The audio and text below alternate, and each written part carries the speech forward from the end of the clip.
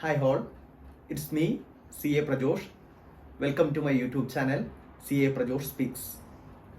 കഴിഞ്ഞ വീഡിയോകളിലെല്ലാം പരാമർശിച്ച പോലെ അതത് സമയത്തെ സുപ്രധാനമായ ടാക്സ് സംബന്ധമായ വിഷയങ്ങളാണ് നമ്മൾ നമ്മുടെ വീഡിയോയ്ക്ക് സബ്ജക്റ്റായി എടുക്കാറുള്ളത്.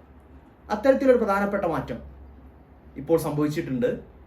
മറ്റൊന്നുമല്ല, ജി എസ് ടിയുടെ 56ാമത് GST കൗൺസിൽ മീറ്റിംഗ് കൂടുകയും GST 2.0 എന്ന രീതിയിൽ സമൂലമായ മാറ്റങ്ങൾ അവതരിപ്പിക്കപ്പെടുകയും ഉണ്ടായിട്ടുണ്ട്.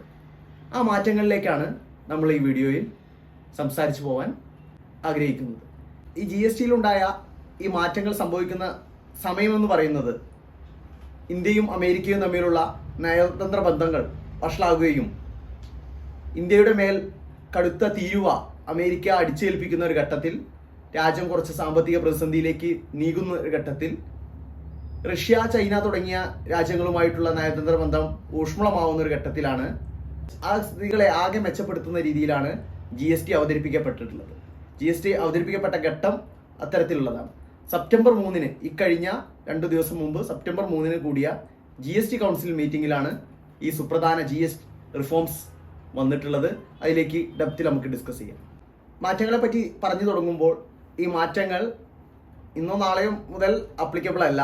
സെപ്റ്റംബർ 22 മുതൽ രാജ്യത്തെ GST നിയമത്തിൽ ഉണ്ടാകുന്ന മാറ്റങ്ങളെ പറ്റിയാണ് നമ്മളിവിടെ ഡിസ്കസ് ചെയ്യുന്നത്.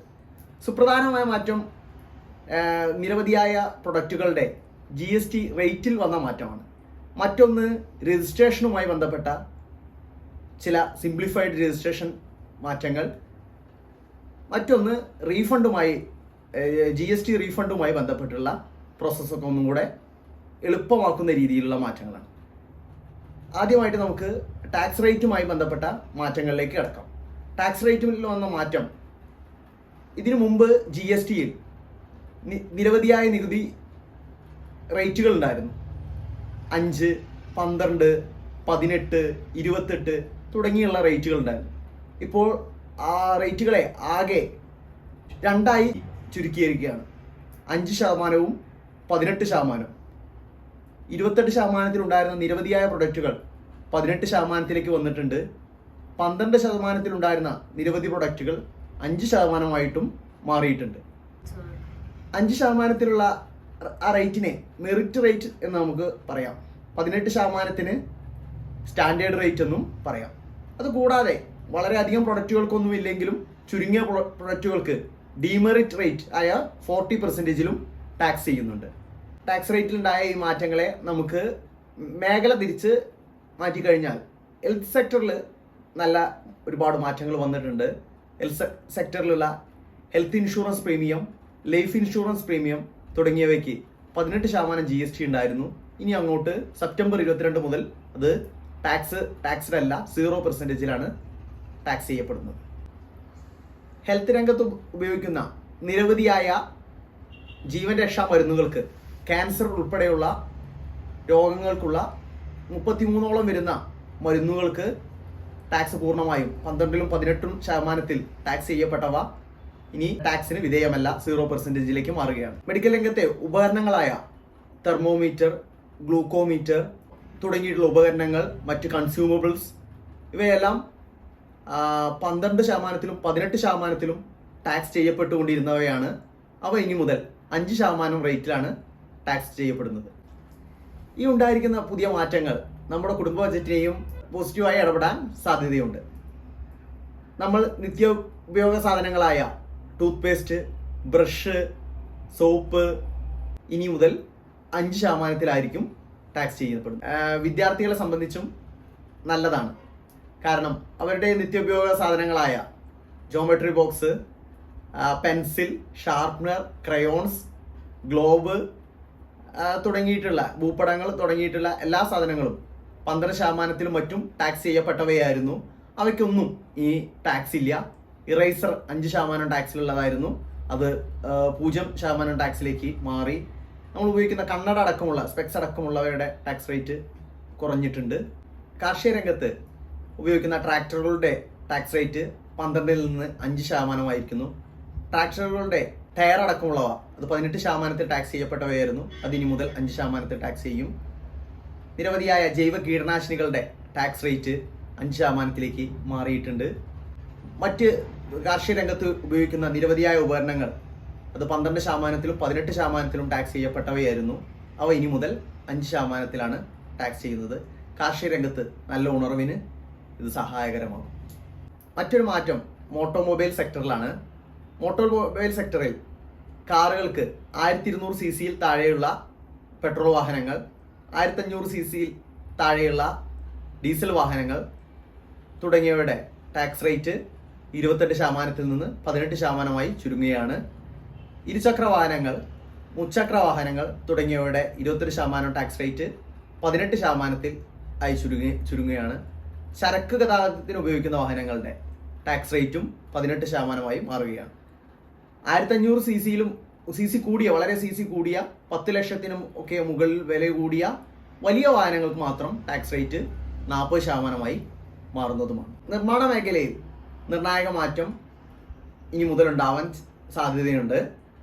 നിർമ്മാണ മേഖല ഉപയോഗിച്ചുകൊണ്ടിരിക്കുന്ന പ്രധാന വസ്തുവായ സിമെന്റിന്റെ ടാക്സ് റേറ്റ് 28%-ൽ നിന്ന് 18%-ആയി കുറഞ്ഞിട്ടുണ്ട്. പാർട്ടിക്കിൾ ബോർഡുകൾ ഉപയോഗിച്ചാണ് നിരവധിയായ കൺസ്ട്രക്ഷനുകൾ നടക്കാറുള്ളത്. പാർട്ടിക്കിൾ ബോർഡിന്റെ ടാക്സ് റേറ്റും ഇത്തരത്തിൽ 18%-ആയി ചുരുങ്ങിയിട്ടുണ്ട്. കട്ട, കല്ല് തുടങ്ങിയ സാധനങ്ങളുടെ ടാക്സ് റേറ്റ് 12-ൽ നിന്ന് 5%-ആയി മാറിയിട്ടുണ്ട്. മാർബിൾ, ഗ്രാനൈറ്റ് തുടങ്ങിയ നിലം കല്ലുകളുടെ അതിൻ്റെ എല്ലാം ടാക്സ് റേറ്റ് ഈ മാറ്റത്തിന്റെ ഭാഗമായിട്ട് കുറഞ്ഞിട്ടുണ്ട്.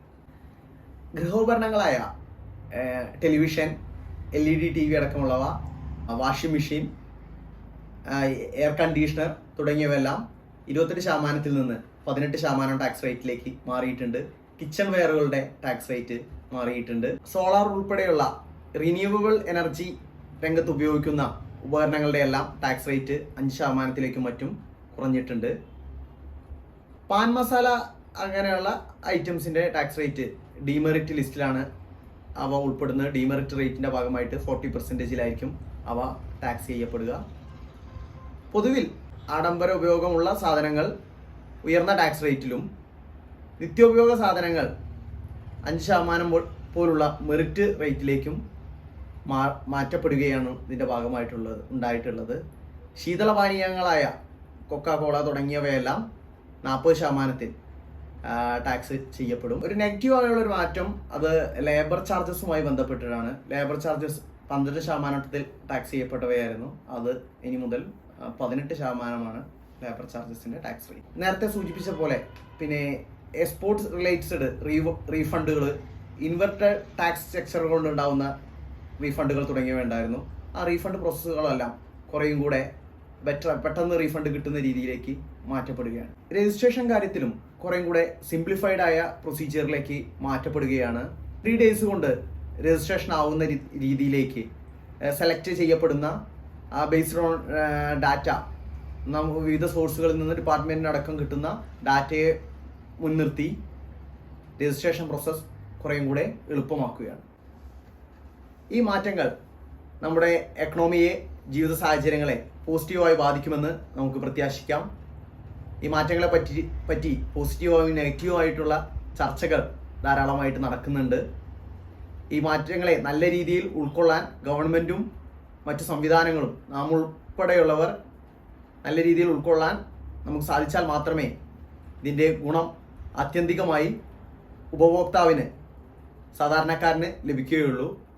അങ്ങനെ ലഭിച്ചാൽ നമ്മുടെ നാട്ടിലുള്ള പണപ്പെരുപ്പത്തിൻ്റെയും മറ്റും വിഷയങ്ങളൊക്കെ ഒരു പരിധിവരെ നിയന്ത്രിക്കാനൊക്കെ സാധിക്കും.